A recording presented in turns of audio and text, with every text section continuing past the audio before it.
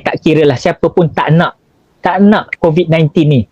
Apalah, tak kisahlah apa nama dia pun. Macam-macam lah nama varian-varian baru ni.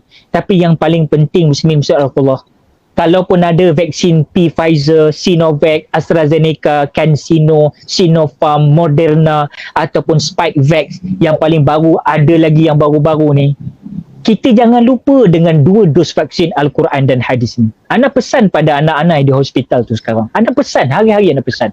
Biar doktor jalankan tanggungjawab dia dengan ilmu dia. Biar doktor jalankan tanggungjawab dia dengan amanah yang diberikan, ilmu yang dipelajari, pengalaman yang telah pun dilalui, pasti di sana ada rahmat Allah di atas segala itu. Namun di sana kamu jangan lupa 2 dos vaksin Al-Quran dan hadis. Jangan lupa yang ini. Dan jangan lupa 2 dos vaksin 10 ayat awal surah Al-Kahf dan 10 ayat terakhir surah Al-Kahf. Kerana itu adalah menjadi tuntutan kita sebagai umat akhir zaman, menjadi sebagai sunnahnya kepada Rasulullah. Pesan siap-siap dah. Ini pesan daripada Nabi, bukan dari doktor, dari Nabi sendiri. Bacalah kalian setiap kali lepas solat setidak-tidaknya. Kalau tak boleh baca surah Al-Kahfi penuh-penuh, masa tak ada, memanjang, tak ada masa, tak apalah. Kita bacalah 10 ayat pertama surah Al-Kahf, kemudian 10 ayat terakhir surah Al-Kahf. Dan jangan lupa tuan.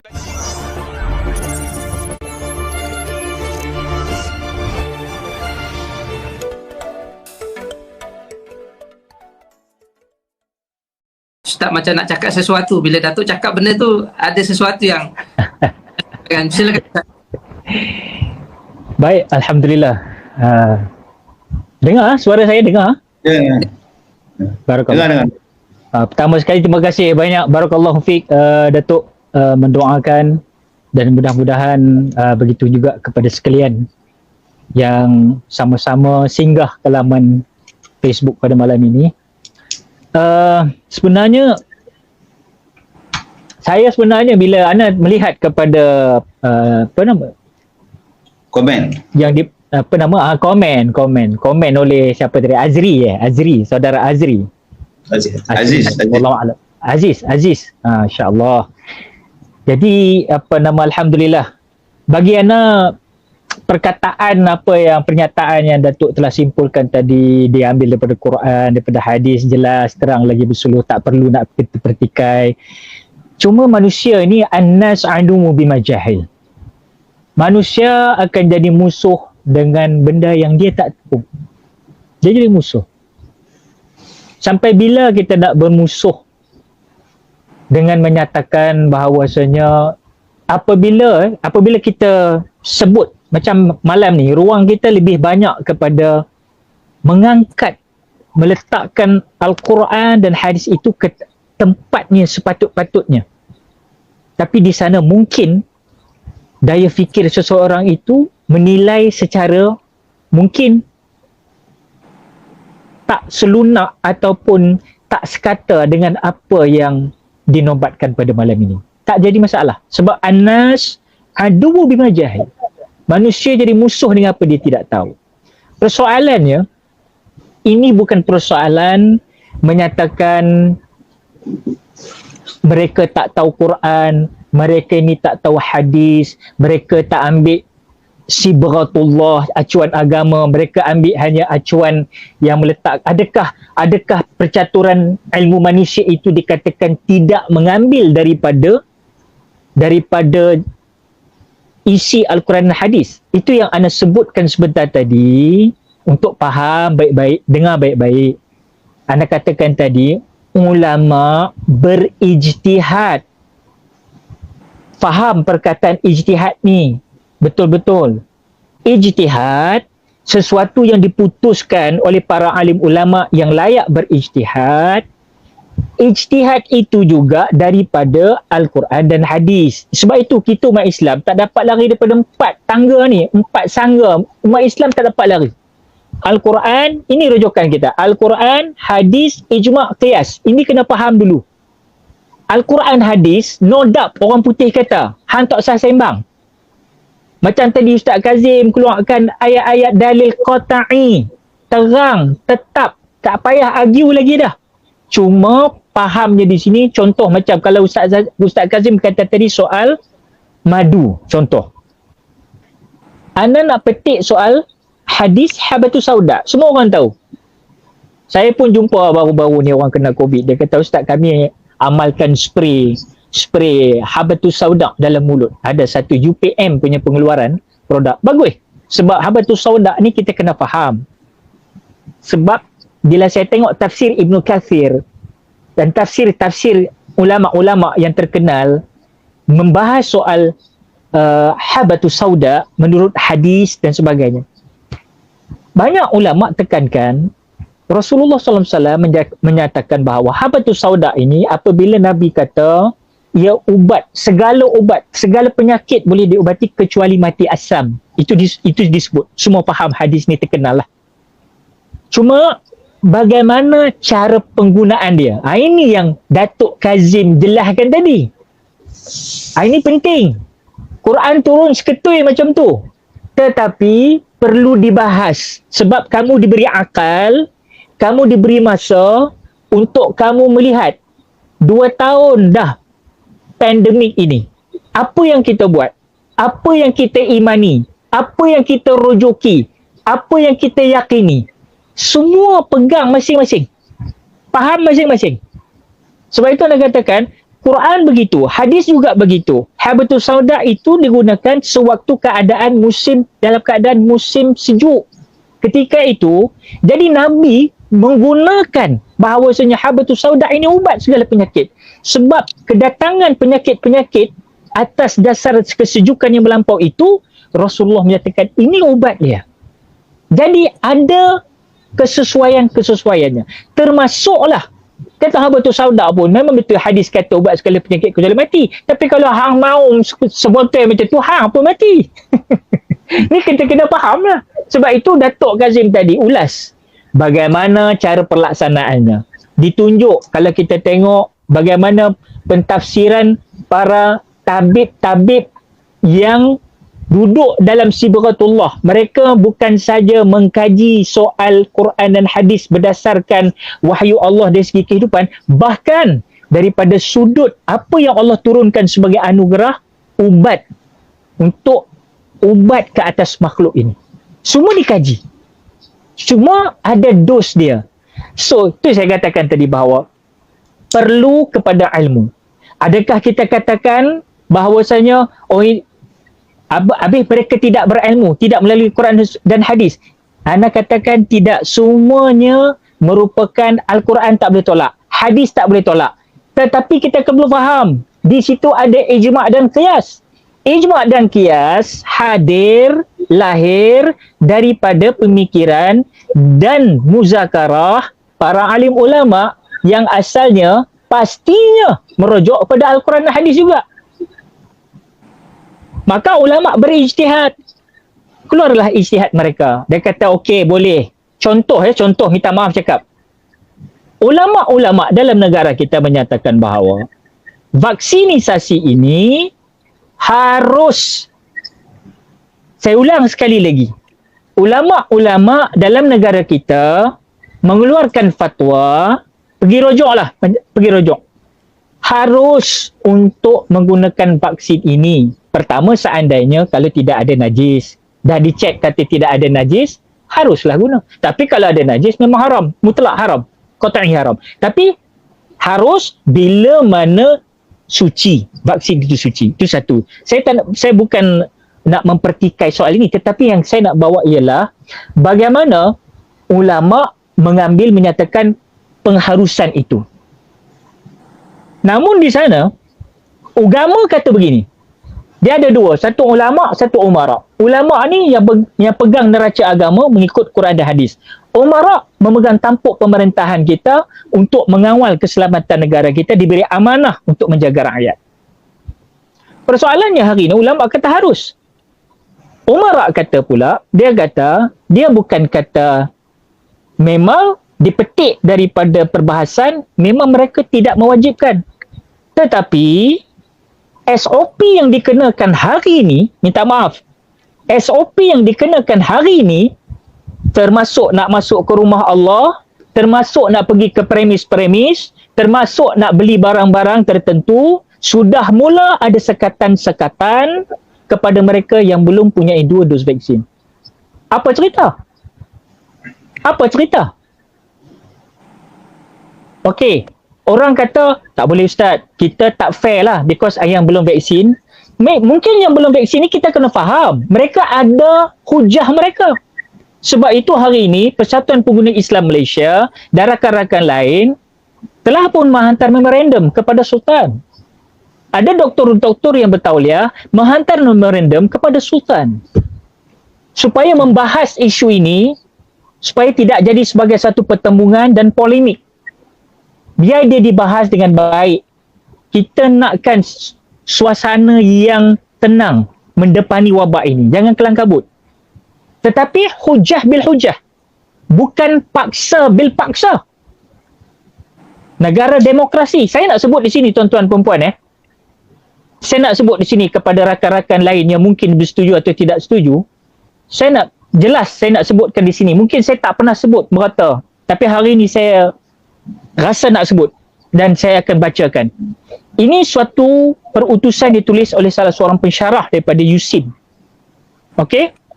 Dia kata, Perlembagaan Persekutuan kita jelas menyatakan tidak boleh berlaku diskriminasi terhadap mana-mana pihak. Perkara 8/2 menyebut, kecuali sebagaimana yang dibenarkan dengan nyata oleh perlembagaan ini, tidak boleh ada diskriminasi terhadap warga negara semata-mata atas alasan agama, ras, keturunan, tempat lahir atau jantina dalam mana-mana undang-undang. Baik. Perlu kita bagi tahu bahawasanya prinsip sama rata di sisi undang-undang dan pencegahan amalan diskriminasi ini adalah sebahagian daripada prinsip hak asasi manusia. Artikel 7 Perisytiharan Hak Asasi Manusia Sejagat 1948 jelas menyatakan semua orang adalah sama rata di sisi undang-undang dan berhak tanpa apa perbezaan kepada perlindungan yang sama rata di sisi undang-undang.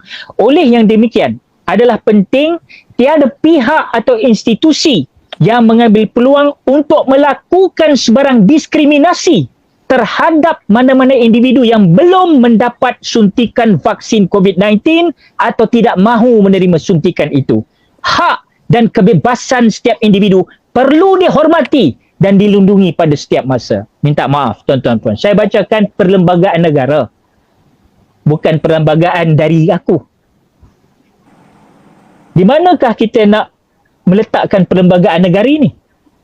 Dalam saat hari ini, masih ada orang seolah-olah, saya sebut dalam ceramah saya selalu, tolong tuan-tuan perempuan, jangan ada jurang pemisah pula hari ini. Dahlah kita dalam dunia alfitan, dunia cubaan, ujian, Allah izinkan wabak ini berlaku, tetapi janganlah kerana vaksin terpisah menjadi ada satu draw the line, satu barrier pula.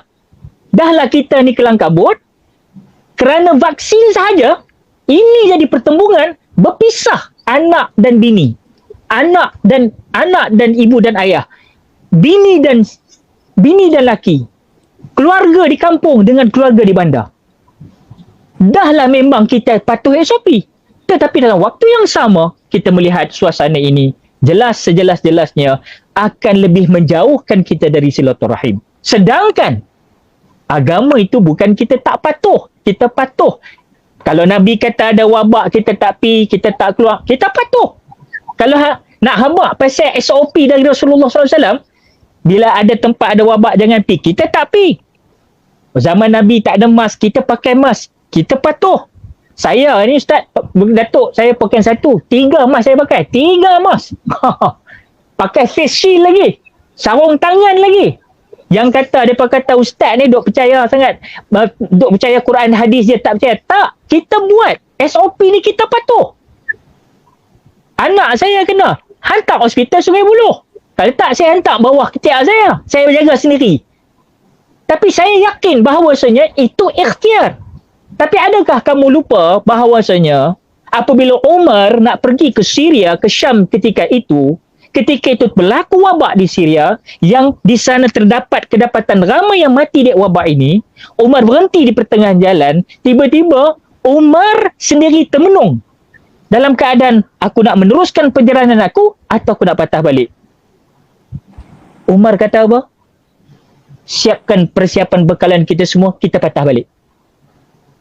Bangun sahabat-sahabat yang lain. Wahai Amirul Mukminin, adakah engkau lari daripada takdir, wahai Amirul Mukminin? Nampak? Ni, yang kata yang komen-komen kita ni, kadang macam-macam duk mai. Dengar dulu bagi habis, jangan dengar separuh-separuh. Kita tak tolak ilmu dunia, kita tak tolak sebab kita duk atas dunia, kita pakai. Tapi Datuk Kazim tadi habaq mai terang lagi bersuluh. Yang kita nak, jangan sampai meletakkan ilmu dunia tu mengatasi dalil naqliyah. Itu penting. Ilmu dunia, bukan kita tak ada keberkatan, bukan kita nak sebut tak ada keberkatan. Ada keberkatan. Kerana kita mengaji kat sekolah-sekolah ni lah anak kita berjaya, Alhamdulillah. Adakah kita tolak itu, menyatakan itu bukan keberkatan? Tidak. Tetapi, yang Datuk Kazim sebut tadi, adalah lebih luas daripada ilmu dunia yang kita katakan bahawa di sana ada kalimah keberkatan yang mutlak. Quran itu ada keberkatannya. Tuan-tuan perempuan tahu Datuk Kazim berapa kali dah dalam keadaan diuji dalam kesihatan. Semua orang tahu. Sampai ceramah ni, pintu ambulan tengah tunggu, bukan aku tak tahu. Tuan-tuan perempuan, Datuk Ustaz Kazim alias layak sebut soal itu pasal dia lalui. Dia lalui keadaan itu. Orang kata apa? Nyawa di hujung tanduk. Sebab apa? Dalam keadaan kita ni, penyakit ni macam-macam, Mai. Dan kita rasa benda tu. Ikhtiar dengan ubat hospitalnya, terus berikhtiar. Tetapi malam ini, Datuk sendiri declare, jangan lupa. Jadi, itu saya katakan, yang bercakap itu kalau orang kata bukan ahli, ni ahli dia. Dah lalu semua dah. Termasuklah saya juga. Duk cerita madu, cerita apa, nak cerita penyakit ni, semua orang pernah sakit, semua orang lalui. Tapi bagaimana kita mendepaninya dari sudut keimanan kita. Itu sebab saya kata, saya tak tolak ilmu dunia. Pendapat ijtihad siapa-siapa para alim ulama yang mengharuskan. Tetapi jangan sampai benda harus jadi wajib. Benda harus. Bukan wajib. Tetapi kalau seandainya diisytiharkan sampai masanya jadi wajib, kita katakan itu wajib. Mungkin di situ ada didatangkan dalil-dalil. Tapi lah ni nak habaq mai pada semua, janganlah kita menjadi golongan yang dengar aja terus. Sedangkan kita melihat hari ini, kita dah duduk dalam endemik dan telah pun dideklarkan secara terang lagi bersuluh oleh pihak yang berwajib.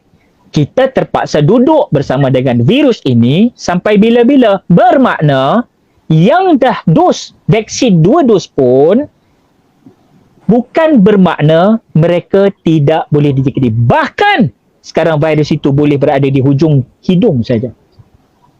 Ini jelas, walaupun saya faham, Ustaz, kalau kita tak vaksin, mungkin kita bila na'udzubillah kalau terkena, na'udzubillah, ya, mungkin kita akan jadi lebih lemah berbanding divaksin.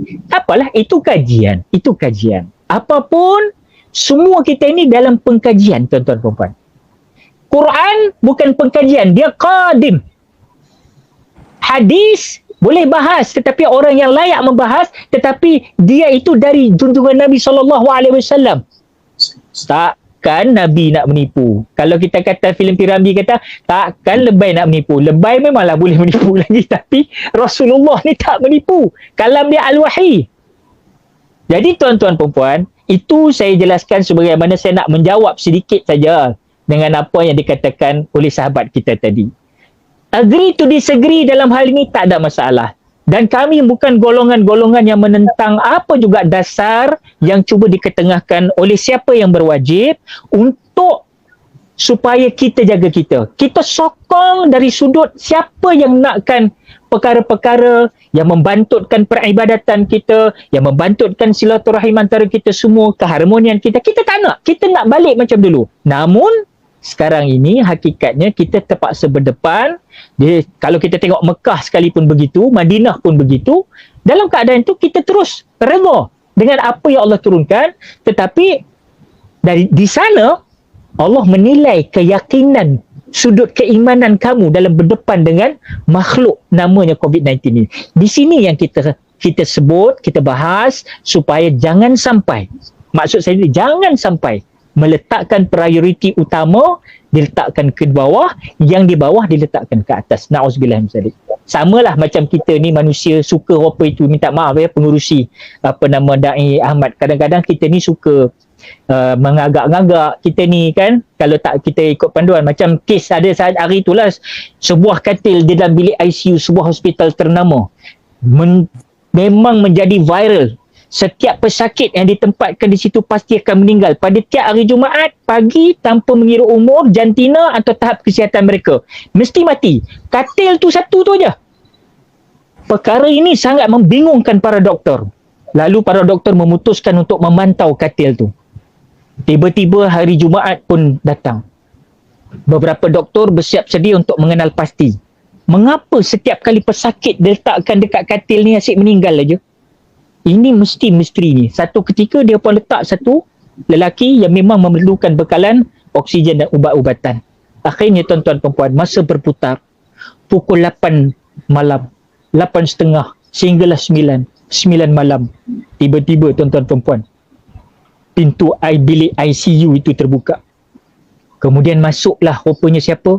Makcik Bedah, pekerja sambilan pencuci yang hanya bertugas pada setiap hari Jumaat sahaja.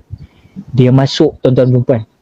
Dia pergi dekat katil keramatnya, ada seorang lelaki tengah berubat tadi yang letak vacuum apa letakkan oksigen semua berselerat wire tu. Rupa-rupanya Makcik Bedah ni kerja dia, bila hari Jumaat dia kerja, dia pergi kat katil tu, dia cabutnya soket elektrik alat bantuan pernafasan kawan tu. Dia nak pasang apa? Dia nak plug vacuum cleaner, dia nak sapu kita. Tuan-tuan, rupa-rupanya baru dia memang tahu lah Makcik Bedah punya kerja, rupanya mati je dekat katil ni. Rupanya Makcik Bedah tu dia tak tahu yang wire plug untuk orang selamatkan oksigen kawan tu. Itu satu benda kadang-kadang kita duk perhati juga, kita duk kata mengapa kan orang ke Melayu kita suka benda-benda seram ni kan. Rupa-rupanya kita tak rujuk. Fa in tanaza'tum fi syai'in farudduhu ila Allah wa Rasul. Sekiranya kalau kamu bersisih pendapat dalam satu hal, kata Allah, rujuklah kepada Quran dan hadis. Sebab itu menyelamatkan kamu. Sebab itulah panduan yang baik. Sama juga satu polis datang, dia kata, mengapa tiga-tiga mayat ni tersenyum? Kata yang penjaga lelaki pertama ni, Datuk, dia sedang bersanding, Datuk. Seronok sangat dapat bini muda, tiba-tiba kena stroke, Datuk. Tengah senyum, meninggal, Datuk. Atau yang kedua mengapa pula? Yang kedua yang ni tersenyum, mati dalam senyum, Datuk. Pasal apa? Pasal dia menang loteri, Datuk. Keluar daripada kedai tu, aku menang, kata. Tengah menang-menang tu kena stroke. Aduh, meninggal situ. Dalam seronok, rupanya senyum. Tapi yang ketiga ni, mengapa meninggal, mengata senyum aja dia? Pasal dia tengah ambil gambar, Datuk. Mengapa pula? Yalah, tengah ambil gambar. Kenapa mati dia senyum pula? Sebab dia ingatkan orang, dia ingatkan dia tengah ambil gambar. Jadi itu dia senyum. Rupanya ketika tu peti menyambar dia. Dia senyum. Mati, Datuk. Jadi kita ni kadang-kadang mengagak-gagak aja dalam kehidupan ni. Tapi Quran itu qat'i. Dalilnya qat'i. Ya. Jadi cuma nak dibahaskan. Jadi sedikit lagi saya nak sentuh sedikit lagi muslimin muslimat rahimakumullah. Pertama, yang saya nak minta pada tuan-tuan, tadi terima kasih lagi sekali Datuk mendoakan anak anda saya. Amin. Rakan-rakan lain juga. Sebenarnya tak kiralah siapa pun tak nak COVID-19 ni. Apalah, tak kisahlah apa nama dia pun. Macam-macam lah nama varian-varian baru ni. Tapi yang paling penting muslimin muslimat rahimakumullah, kalaupun ada vaksin Pfizer, Sinovac, AstraZeneca, CanSino, Sinopharm, Moderna ataupun Spikevax yang paling baru, ada lagi yang baru-baru ni, kita jangan lupa dengan 2 dos vaksin Al-Quran dan hadis ni. Ana pesan pada anak-anak di hospital tu sekarang. Ana pesan, hari-hari ana pesan. Biar doktor jalankan tanggungjawab dia dengan ilmu dia. Biar doktor jalankan tanggungjawab dia dengan amanah yang diberikan, ilmu yang dipelajari, pengalaman yang telah pun dilalui, pasti di sana ada rahmat Allah di atas segala itu. Namun di sana kamu jangan lupa 2 dos vaksin Al-Quran dan hadis. Jangan lupa yang ini. Dan jangan lupa 2 dos vaksin 10 ayat awal surah Al-Kahf dan 10 ayat terakhir surah Al-Kahf. Kerana itu adalah menjadi tuntutan kita sebagai umat akhir zaman, menjadi sebagai sunnahnya kepada Rasulullah. Pesan siap-siap dah. Ini pesan daripada Nabi, bukan dari doktor, dari Nabi sendiri. Bacalah kalian setiap kali lepas solat setidak-tidaknya. Kalau tak boleh baca surah Al-Kahfi penuh-penuh, masa tak ada, memanjang, tak ada masa, tak apalah. Kita bacalah 10 ayat pertama surah Al-Kahf, kemudian 10 ayat terakhir surah Al-Kahf. Dan jangan lupa tuan-tuan perempuan, mintalah apa yang kita nak minta kepada Allah. Cuma kadang-kadang masalah orang kita ni, kita berdoa tapi hati kita tak terangkat sekali untuk berdoa. Mungkinlah kerana ada sebab-sebab tertentu. Sebab kemungkinan besar tuan-tuan perempuan, kerana terlalu banyak hijab di dalam jiwa kita ini, menyebabkan kita tak tersentuh. Macam Datuk Kazim kata tadi, bila kita tengok Kaabah, orang pergi Mekah ni tengok Kaabah ni, dah rupa memang beruk mo'ye dah tuan-tuan, minta maaf cakap lah. Memang jadi jakunis sebenarnya. Tengok, nampak besar berbenar dalam gambar tiap-tiap malam buat tengok, rupanya lah kecil aja Kaabah ni. Tapi bukan itu yang saya nak persoalkan. Yang saya nak sebut di sini, bila kita ternampak ada Kaabah tu, dia punya rahsia. Ini soal rahsia ni tak perlulah kita nak cakap. Sebab dia tak boleh. Speechless, orang putih kata. Nak khabar tak boleh. Begitu juga bila kita dengar Quran ni. Orang yang tak ada hijab di hati dia, bila dia dengar Quran ni, dia jadi ubat tau. Dia jadi ubat tau. Sebab itu orang sakit kena ruqyah. Bukan jumpa ruqyah. Ruqyah. Bila dia ruqyahkan, mengapa dia ada yang kadang kesurupan? Orang panggil, orang Indo kata kesurupan pak. Kerana dia berlawan. Nampak tak? Ini menunjukkan influencer ataupun roh spirit Quran tu bila kena dalam jiwa tu, memang dia berlawan. Jangan main-main. Sebab ini kalamullah. Ini bukan perkataan manusia. Quran itu sendiri mukjizatul kubra yang ditinggalkan Nabi. Nabi Musa bawa tongkat, tongkatnya sudah tidak ada. Bahtera Nabi Nuh, bahteranya sudah tidak ada. Apa lagi? Nabi Isa, tak ada dah untuk menghidupkan orang mati, mencelekkan orang buta. Tapi Nabi Muhammad SAW tinggalkan satu mukjizat, yang sepatutnya setiap rumah umat Muslim kena ada. Dan bukan hanya untuk ditampal di dinding-dinding, tetapi untuk diamal, dibacakan. Dan yakin bahawasanya, sebab itu syarat orang nak dapat hidayah. Saya nak jawab balik soalan pertama Da'i Ahmad. Syarat orang nak dapat hidayah Allah ni apa? Allah jelaskan dalam Al-Quran. Suratul Baqarah. A'udzubillahi minasyaitonirrajim. Bismillahirrahmanirrahim. Alif Lam Mim. Dzalikal kitabu la raiba fihi. Hudal lil muttaqin. Alladzina yu'minuna bil ghaib wa yuqimuna as-salah wa mimma razaqnahum yunfiqun. 3 kategori baru kamu dapat. Siapa baca Quran baru dapat hidayah. Tapi kena percaya 3 kategori ni. Allah sebut siap-siap. Quran ini diturunkan tanpa sebarang keraguan mengenai penurunan ayat-ayatnya.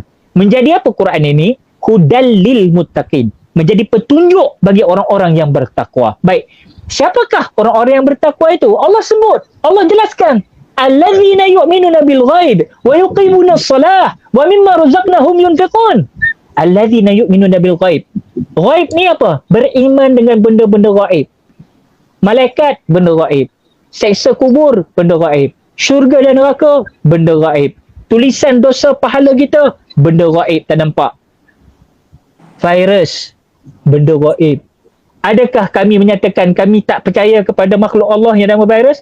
Kami tahu mengikut ilmu kedoktoran benda tu wujud. Tetapi wujudnya itu tidaklah kita katakan bahawasanya melebihi kehebatan dengan rahmat Allah yang maha luas. Ini penting. Ini penting. Kerana kita takut orang mempertuhankan virus ini daripada Allah SWT. Akhirnya semua jadi kendur, semua jadi lemah, semua jadi lembut, semua jadi longlai. Tak payah, semua dah tak boleh dah. Agama-agama ni tak payah dah. Ini yang kita takut. Sedangkan kekuatan umat Islam inilah terbina selama hari ini. Itu pun kita dalam keadaan selalu juga pertemuan demi pertemuan, kata Ustaz Kazim tadi berlaku. Terlalu banyak juga mehnah tribulasi yang kita perlu tempuh. Kita perlu depani. Tetapi dalam soal datang pula wabak ini, lagi kuatlah lebornya tuan-tuan dan puan. Sebab itu lagi kuat kita kena bergantung. Tapi kalau kita pecah, Set-set kita pecah Kelantan royak beri adik kakak kesian. Set-set kita pecah. Jangan pecah weh. Bila pecah, hak ni yang berlaku. Datanglah doktrin-doktrin. Datanglah falsafah-falsafah yang akhirnya menyelubungi jiwa kita. Na'udzubillah min zalik. Akhirnya kita pula meletakkan itu sebagai prioriti utama. Walhal itu adalah merupakan salah satu ikhtiar juga. Nampak? Aku tutup balik ikhtiar. Kita bukan tolak. Kita ikhtiar. Tetapi ada kita nafikan madu dalam Quran? Adakah kita nak nafikan habatus sauda dalam hadis? Ada kita nafikan sunnah-sunnah Nabi yang menyatakan begitu dan begini? Tidak. Ini yang perlu kita ambil. Kita imbangilah sama tuan-tuan perempuan. Barulah kita katakan kita dapat melawan wabak ini bersama-sama dalam keadaan iman kita tidak goncang. Ini khawatir. Baik, doa bawa hati tuan-tuan. Saya sekarang ni berdoa sebab saya tak tahu apa nasib anak saya. Saya letakkan dia kepada urusan Allah Subhanahu Wa Taala. Sebagai bapa, siapa yang tak terkesan? Tanyalah bapa-bapa dekat luar sana yang ada waris-waris sekarang kena COVID-19. Mesti mereka terkesan dan mereka hari-hari berzikir. Minta, ya Allah, menangis air mata darah sekali. Untuk minta apa? Meminta pada Allah melindungi supaya turunkan rahmat-Mu, ya Allah. Sihatkanlah, ya Allah. Tapi bawalah hati kita sabar berdoa. Saya nak merenung diri hati saya, tuan-tuan. Bawa hati kamu berdoa. Tapi hari ini nak doa pun tuan-tuan perempuan kena berhati-hati. Sebab jangan sampai nampak jam tangan. Kalau faham lah. Kalau tak faham tak tahulah. Sekarang jam tangan pun demo. Ada yang memerhati, jam tangan pun jadi isu. Kau mau bayangkanlah tengok. Mengapalah jam tangan tu jadi isu? Mengapa bukan tapak tangan yang menadah tangan minta rahmat Allah itu yang dipandang? Jam tangan yang kita pandang. Baliklah tuan-tuan perempuan. Baliklah tuan-tuan perempuan. Takutlah tuan-tuan perempuan. Kadang-kadang kita fatabayanu. Disebut oleh ulama-ulama selalu. Fatabayanu. Tapi masih banyak yang kadang-kadang kita suka mencari-cari kesilapan orang lain. Kemudian, tuan-tuan, saya nak pesan diri saya dan rakan-rakan, dalam suasana kita berdoa ni, mintalah istighfar dulu banyak-banyak. Pasal apa saya kata istighfar dulu? Sebab kita dah kena meneladani apa yang Nabi Allah Adam lakukan. Ingat tuan-tuan puan ya, sejarah tok nenek moyang kita Nabi Allah Adam, bila dicampakkan ke bumi, apa kalimah dia? Kalimah yang kalam yang keluar sambil dia bersujud. Rabbana zalamna anfusana wa illam taghfir lana wa tarhamna lanakunanna minal khasirin. Ini doa, nampak tak maksud dia? Nabi Adam tahu kamilah yang menzalimi diri kami. Nampak tak tuan-tuan? Itu sebab bila kita berdoa, tangan kita ropa ini, Allah seolah-olah nak suruh kamu telek tangan kamu yang buat dosa tiap-tiap hari ni. Kamu malu tak? Tak malu ke meminta aku? Macam tu lah contoh. Ini kalau nampak dari segi analoginya seolah mengapa kita berdoa? Boleh saja doa melalui hati itu pun sampai. Sebab yang Allah pandang at-taqwa hahuna. Tapi sunnah berdoa. Sebab itu Quran ada iring dengan hadis. Nabi tunjuk cara berdoa. Kadang-kadang Nabi sampai nampak ketiaknya yang putih. Mengangkat tangan. Bermunajat memohon pada Allah. Kita juga mengangkat tangan. Tapi kadang-kadang bila kita angkat tangan, ya Allah, tadi tangan ni lah curi selipar orang dekat dalam masjid tadi. Tangan ni lah tadi mencuri tabung. Contoh. Setidak-tidaknya kamu nampak diri kamu berhadapan dengan Allah bersendirian memohon. Jadi, maksud saya istighfarlah dulu. Istighfar. Kemudian kita minta doa. Nabi Yunus juga begitu. Dicampakkan dalam 3 kegelapan. Kegelapan malam. Kemudian tercampak di dalam perut ikan, gelap perut ikan lagi, kemudian ikan yang besar masuk ke dasar lautan, kegelapan di bawah dasar lautan, 3 kegelapan Nabi Allah Yunus alaihissalatu wassalam menanggung tuan-tuan perempuan. Tetapi apa yang Nabi Allah Yunus buat? La ilaha illa anta subhanaka inni kuntu minaz zalimin. Bergegar tuan-tuan perempuan.